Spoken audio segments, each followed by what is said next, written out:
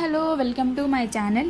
ఈ వీడియోలో మేము తిరుపతికి ఎలా వెళ్ళాం, ఎంత బడ్జెట్ పడింది, అసలు 2 అవర్స్లో మా ఫ్రీ దర్శనం ఎలా అయింది, జనరల్లో అంత ఫ్రీగా ఎలా ట్రావెల్ చేసాం అన్న ఫుల్ డీటెయిల్స్ మీకు ఈ వీడియోలో చెప్తానండి. అసలు ఎన్నో నెలలుగా ప్లాన్ చేసాం తిరుపతి వెళ్ళాలి అని. ఫైనల్గా ఈరోజు కుదిరింది. ఇక ఎలాంటి ప్లానింగ్ లేదు కాబట్టి మేము టికెట్స్ కూడా ఏం బుక్ చేసుకోలేదు. కాబట్టి జనరల్లో వెళ్ళాల్సిందే, ఇక తప్పదు అని జనరల్ టికెట్స్ తీసుకున్నాం. యాక్చువల్గా మా ట్రైన్ 2 o'clockకి ఉండే, కానీ మా ఫ్రెండ్ లేట్ రావడం వల్ల ఆ ట్రైన్ మిస్ అయిపోయాం. మిస్ అయినా కూడా ఈవినింగ్ 6 o'clockకి ఇంకో ట్రైన్ ఉందంటే ఆ ట్రైన్లో వెళ్ళాం. మేము నైట్ అంతా ట్రైన్లోనే ఉన్నాం, నైట్ జర్నీ చేసాం. మార్నింగ్ 6 అయింది తిరుపతి వెళ్ళేసరికి. నైట్ అంతా అసలు నిద్ర లేకుండా వెళ్ళినా కూడా తిరుపతి వెళ్ళేసరికి ఉన్న కాస్త ఎనర్జీ కూడా ఇంకా డబుల్ అయినట్లు అనిపించింది. చాలా అంటే చాలా హ్యాపీగా అనిపించింది మాకు. ఇక అక్కడే 2-3 ఫొటోస్ అలాగే వీడియోస్ తీసుకొని విష్ణు నివాసంకి వెళ్ళాం. అక్కడే ఫ్రెష్ అప్ అయిపోయి అక్కడే తినేసి ఇక అక్కడ నుండి ఆటోలో స్టార్ట్ అయిపోయాం మేము అలిపిరికి. మేము ముందే మొక్కేసుకున్నాం, మేము ఇంటి దగ్గరే స్వామివారికి మెట్టుకి బొట్టు పెట్టాలని. చాలా ఎండలో స్టార్ట్ చేసాం, 1 to 2 మధ్యలో అలా స్టార్ట్ చేసాం మేము బొట్టు పెట్టడం.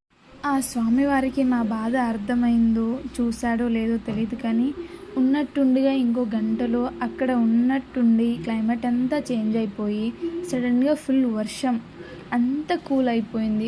మాకు నిజంగా అనిపించింది స్వామివారు ఉన్నారు అన్నదానికి నిదర్శనం ఇదే అండి. మాకు పర్సనల్ ఎక్స్పీరియన్స్తో చెప్తున్నాను ఇది. అలా ఇక నైట్ 8 అయిపోయింది మా బొట్టు పెట్టడం కంప్లీట్గా సక్సెస్ఫుల్లీ. ఇక అక్కడే ఆ నైట్ శ్రీనివాస నివాసంలో రెస్ట్ తీసుకొని మళ్ళీ ఏమంటే మార్నింగ్ 8 to 9 మధ్యలో మేము స్టార్ట్ అయిపోయాం వరాహస్వామి టెంపుల్కి. మీకు తెలుసు కదా, వెంకటేశ్వర స్వామి కంటే ముందు వరాహస్వామి దర్శనం చేసుకోవాలని. అసలు ఒక్క రోజులో వెంకటాచలంలో పొందేటటువంటి అత్యద్భుతమైనటువంటి విషయములు 3 అని వ్యాసవాక్యం. అందులో మొదటిది స్వామి పుష్కరిణీ స్నానం, శ్రీనివాసస్య దర్శనం. స్వామి పుష్కరిణీ స్నానం చెయ్యడం, వెంకటేశ్వర స్వామి దర్శనం చెయ్యడం. నేను ఎక్కడో ఏదో తీసుకున్నానండి ఒక చిన్న నివాస గృహం, అందులో స్నానం చేసి దర్శనానికి వెళ్ళిపోతున్నాను అంటే భగవంతుని యొక్క పరిపూర్ణానుగ్రహాన్ని పొందడానికి అవసరమైనటువంటి 3టిలో ఒకదాన్ని విడిచిపెట్టేసుకున్నట్టే. తర్వాత మధ్యాహ్నం అలా వెంగమాంబ అన్న సత్రంలో భోజనం చేసి ఇక స్టార్ట్ అయ్యాం వెంకటేశ్వర స్వామి దర్శనానికి ఫ్రీ లైన్లోకి.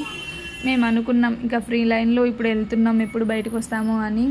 కానీ అదంతా ఏం జరగలేదండి. అసలు 2 hours, జస్ట్ 2 hours-లోనే మా దర్శనం అయిపోయింది. అసలు ఎవరు నమ్మరు కూడా ఇది. మాకే అసలు షాకింగ్ అనిపించింది. చాలా అంటే చాలా హ్యాపీ ఫీల్ అయ్యాం. అలాగే మేము కూడా ఒక మిస్టేక్ చేసామండి. ఆ మిస్టేక్ ఏంటో తెలియాలి అంటే అలాగే మాకు బడ్జెట్ ఎంత పడింది, మేము అంతా ఫ్రీగా ఎలా జర్నీ చేసాం, అలాగే మాకు ఏ ట్రైన్ మిస్ అయింది, మేము ఏ ట్రైన్కి వెళ్ళాం, ఇలాంటి ఇన్ఫర్మేషన్ కోసం part 2 అని కమెంట్ చేయండి. ఫుల్ లెంతీ వీడియోలో మీకు అంతా ఎక్స్ప్లెయిన్ చేస్తాను. Thank you for watching.